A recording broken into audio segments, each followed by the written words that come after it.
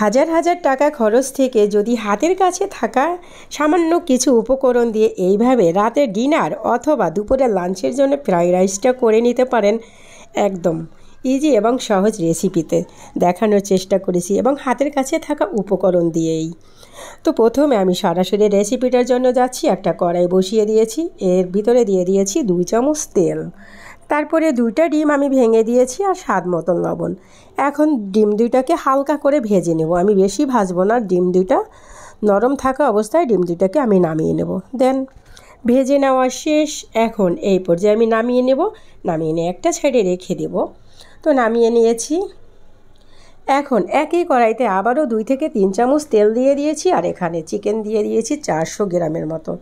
তারপরে লবণ স্বাদ মতো, মরিচ হাফ চামচ, আদা রসুন পেস্ট 1 চামচ দিয়ে নাড়াচাড়া করে নিচ্ছি। তো এখন দিয়ে দিয়েছি হাফ চামচ কালো গোলমরিচ।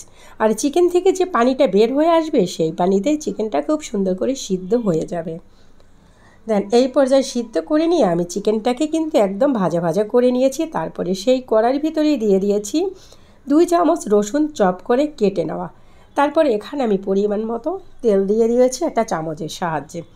গাজর 1 কাপ দিয়েছি অফ ক্যামেরায়, ক্যামেরাটা অন করতে ভুলে গিয়েছি। তো 1 কাপ গাজর আমি দিয়েছি, আমরা যেভাবে আলু ভাজিতে গাজরটা দিই ওইভাবে কুচি করে দিয়েছি। তারপরে লবণ দিয়েছি স্বাদ মতো এবং হাফ চামচ দিয়ে দিয়েছি কালো গোলমরিচ গুঁড়ো। তো এখন দিয়ে দিব কিছুটা বরবটি সুন্দর কালারের জন্য, এবং এই বরবটিটা কিন্তু খুব এই ফ্রাইড রাইসটার জন্য যদি হয় কালারফুল দেখা যায়, তাই না?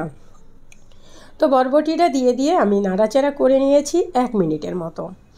তারপরে এখানে আমি দিয়ে দিব কিছুটা সস। আমি বলছি আগে থেকে হাতের কাছে থাকা উপকরণ, আমি বেশি কিছু ইউজ করব না।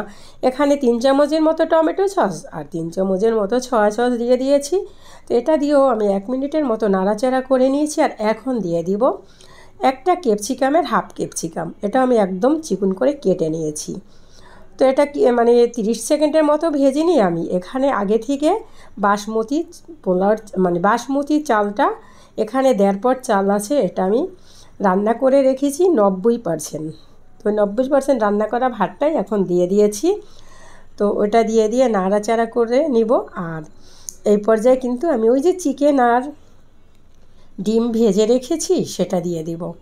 তো নাড়াচাড়া করে নেওয়া শেষ, 2 থেকে 3 মিনিটের মতো আমি নাড়াচাড়া করে নিয়েছি। এখন দিয়ে দিয়েছি ডিম আর চিকেন। এই ডিম চিকেন আর এইভাবে একটা ফ্রাইড রাইস যদি আপনারা রান্না করেন, এইগুলো খেতে কোনো প্রকার চিলি চিকেন এবং চিকেন ফ্রাইয়ের কোনো দরকার নাই।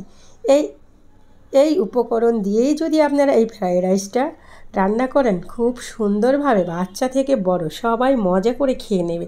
এই রাইসটা এতটাই টেস্টি হয়। তো নাড়াচাড়া করে নেব আরও 2 থেকে 3 মিনিট। অবশ্য অফ ক্যামেরায় মোবাইলটা গরম হয়ে গিয়েছিল, অফ ক্যামেরায় আমি 1 চামচ চিনি আর হাফ চামচ গোলমরিচ গুঁড়ো আমি এখানে দিয়ে দিয়েছি। তো এখন আমি নাড়াচাড়া করে নিয়ে নামিয়ে নেব। আমি বারবার বলছি এখানে 1 চামচ চিনি আর হাফ চামচ কালো গোলমরিচ গুঁড়ো কিন্তু দিয়ে দিয়েছি অফ ক্যামেরায়। তো তারপরে হয়ে গিয়েছে, নাড়াচাড়া করে নেওয়া শেষ। এখন আমি একটা প্লেটে সার্ভ করে নিচ্ছি। আর এটা কতটা সুন্দর এবং দেখেই খেতে মন চায়, তাই না? তো এরকম একটা ফ্রাইড রাইস হাতের কাছে থাকা উপকরণ দিয়ে আপনারা খুব সহজে রান্না করে নিয়ে দুপুরের লাঞ্চ অথবা রাতের ডিনার করে নিতে পারেন। তো এই যে ফাইনাল লুক, রেসিপিটা এই পর্যন্তই ছিল। পরবর্তীতে কোনো না কোনো রেসিপি নিয়ে আপনাদের মাঝে হাজির হয়ে যাব।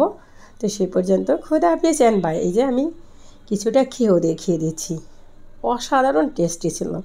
এটা খেতে বললামই তো চিকেন ফ্রাই আর কোনো কিছু প্রয়োজনই হবে না। খোদা হাফেজ।